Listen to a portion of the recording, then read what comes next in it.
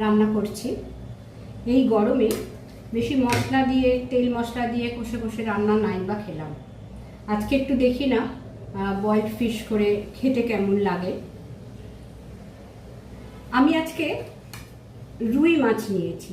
আমি রুই মাছের 4টে পিস নিয়ে নিয়েছি, 2টো গাদা, 2টো পেটি।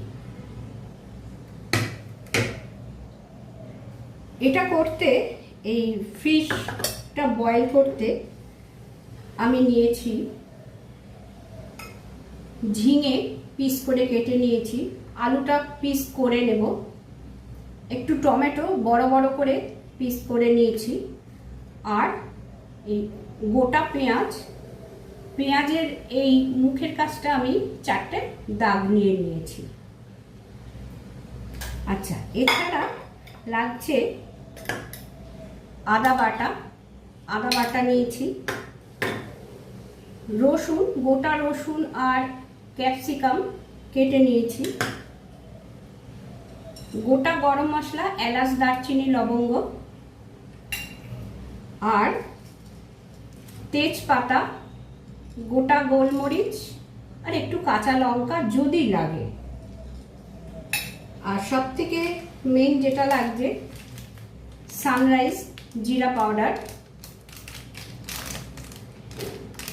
বয়েলড ফিশের স্বাদটা সানরাইজ জিরা পাউডারে অনেকটাই বেড়ে যাবে, তাই আমি আজকে সানরাইজ জিরা পাউডার দিয়েই কিন্তু বয়েলড ফিশ রান্না করছি। চলো এবার আমি রান্নাটা শুরু করে দিই। কড়াই বসিয়ে দিয়েছি, গ্যাসটাও অন করা আছে। প্রথমে আমি একটু শুধু জল দিয়ে দেব।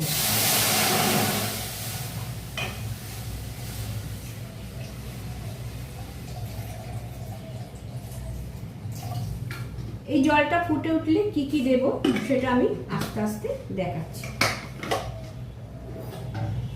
জলটা ততক্ষণ ফুটে যাক, চাপা দিয়ে রাখলাম। এবারে ক্যামেরাটা আমি এই দিকে আনবো।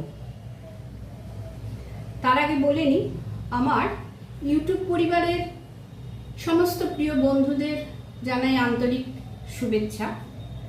আশা করি তোমরা প্রত্যেকে খুব ভালো আছো, সুস্থ আছো। কুমকুমের রান্নায় আজ দেখছো বয়েলড রুই ফিশ। আমি আজকে রুই মাছ দিয়ে করছি। তোমরা যদি মনে করো যে কোনো মাছ দিয়ে করতে পারো, ভেটকি মাছ দিয়ে করতে পারো, ইলিশ মাছ দিয়ে করতে পারো, আর যে কোনো এরকম মোটা বড় একটু মাছ দিয়েও করতে পারো, বা ছোট মাছ দিয়েও হয়তো করা যায়, আমি করিনি কখনো। আর এই রান্নাটা কিন্তু অতি অবশ্যই তোমরা জামাইকে খাওয়াতে পারো। যাদের জামাই আছে, জামাই ষষ্ঠীতে আসবে, তারা কিন্তু জামাইকে খাওয়াতে পারো। তার কারণ জামাই ষষ্ঠীটা মনে হয় শনিবার কি শুক্রবার পড়েছে। দু তিন দিন তো ছুটি পাচ্ছেই। যদি শ্বশুরবাড়িতে এসে থাকে তাহলে কিন্তু একদিন এই বয়েলড ফিশটা রান্না করাই যায়। সুতরাং এই বয়েলড ফিশটা কিন্তু জামাই ষষ্ঠী স্পেশালও হতে পারে। তাহলে চলো, জলটা ফুটে গেলে আমি দেখাচ্ছি এবারে কি কি দেব প্রথম থেকে।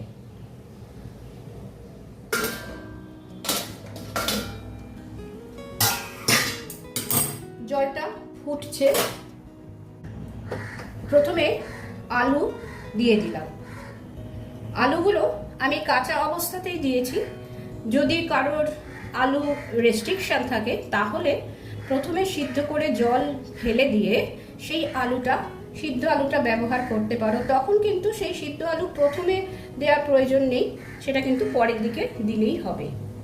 আমি আলুগুলো পাতলা পিস করে দিয়েছি। দিয়ে দিচ্ছি তেজপাতা।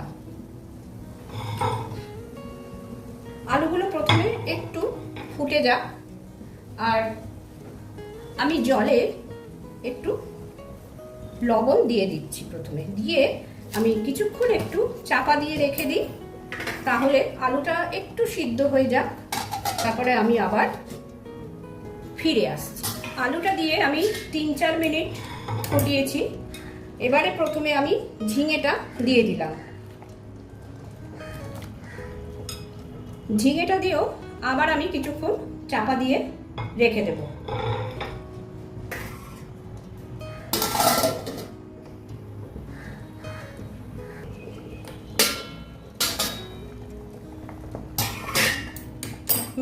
ফুটিয়েছি। এবার কিন্তু ধীরে ধীরে কিছু ইনগ্রিডিয়েন্টস দিয়ে দেব, যেমন গোটা পেঁয়াজ দিয়ে দিলাম, রসুনগুলোকে এরকম আধ ভাঙা করে রেখেছি, রসুনটা দিয়ে দিলাম, আর কিছু রসুন আমি গোটা দিয়ে দিচ্ছি। দিয়ে দেব মাছগুলো, 4 পিস রুই মাছ দিয়ে দিলাম। যেহেতু বয়েলড ফিশ সেই হেতু কিন্তু মাছ ভাজা চলবে না। পেঁয়াজটা আরেকটু দেব, সেটা আমি পরে দিচ্ছি। গোটা গরম মশলাটা দিয়ে দিলাম, কয়েকটা গোটা গোলমরিচ দিয়ে দিলাম, আদা বাটাটা দিয়ে দিলাম, একটু হলুদ সামান্য, লবণটা আমার প্রথমে দেওয়া আছে, এখন আর আমি লবণ দেব না। এইগুলো কিছুক্ষণ একটু বয়েলড হোক, তারপর আবার কিভাবে কি করছি আমি দেখাচ্ছি। আবার আমি কিছুক্ষণ একটু চাপা দিয়ে রেখে দেবো, জিরে গুঁড়োটা একটু বাদে দিচ্ছি, কিছুক্ষণ চাপা দেওয়া থাকলো।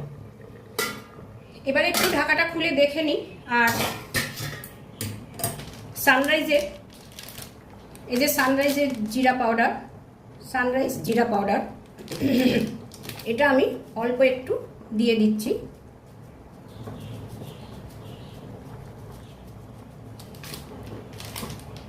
এবারে এগুলোকে আমি একটু উল্টে দেব। মাছ হতে তো বেশি সময় লাগবে না।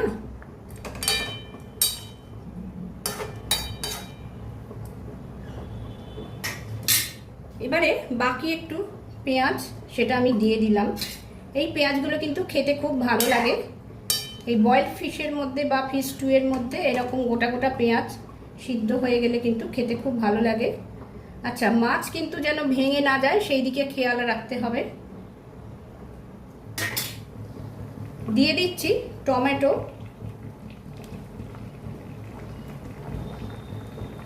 টমেটোর 5টা পিস দিয়ে দিলাম।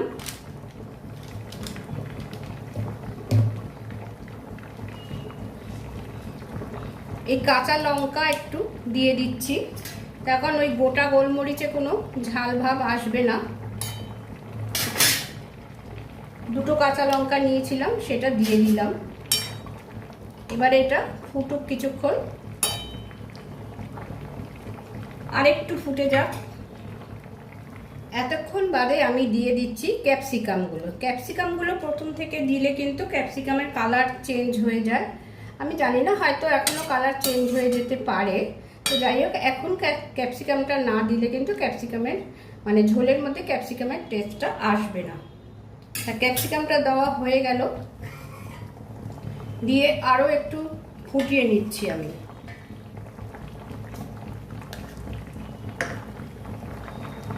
এটা ভালোভাবে ফুটে গেছে, সমস্ত সবজি সিদ্ধ হয়ে গেছে। আলুটা আমি সবার প্রথম দেখে নিয়েছি সিদ্ধ হয়েছে কি। এই যে আলুটা ভালোই সিদ্ধ হয়ে গেছে, মাছ তো সিদ্ধ হয়ে যায়। এবারে আমি গ্যাসের ফ্লেমটা কমিয়ে দিচ্ছি।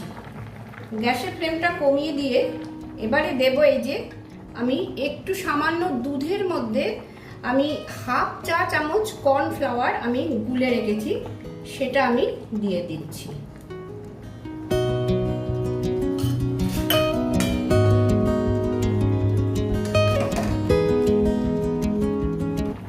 বয়েলড ফিশ একেবারে কমপ্লিট হয়ে গেছে।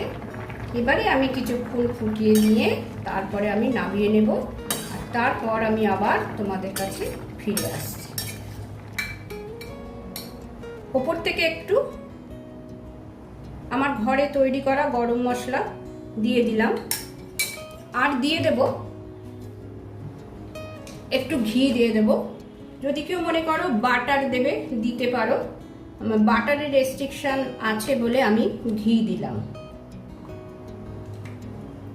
এই যে চামচটা অনেক ছোট চামচ, এই চামচের 4 বার দিলে তবে 1 চা চামচ হয়। তাহলে তৈরি হয়ে গেল বয়েলড রুই ফিশ। আশা করি তোমাদের খুবই পছন্দ হবে গ্রীষ্মকালের জন্য এই বয়েলড রুই ফিশ। এই বয়েলড রুই ফিশ ভাত বা রুটির সাথে খেতেও যেমন ভালো লাগবে, তেমনি এটি স্টুয়ের মতন খেতেও কিন্তু শুধু শুধু ভালো লাগবে। আর এতক্ষণ যারা আমার ভিডিওর সাথে ছিলে তাদের জানাই অসংখ্য ধন্যবাদ। আজ তাহলে এই পর্যন্তই, পরের দিন চলে আসছি আবার নতুন কোনো রেসিপি নিয়ে। সবাই ভালো থেকো, সুস্থ থেকো, আনন্দে থেকো। ধন্যবাদ।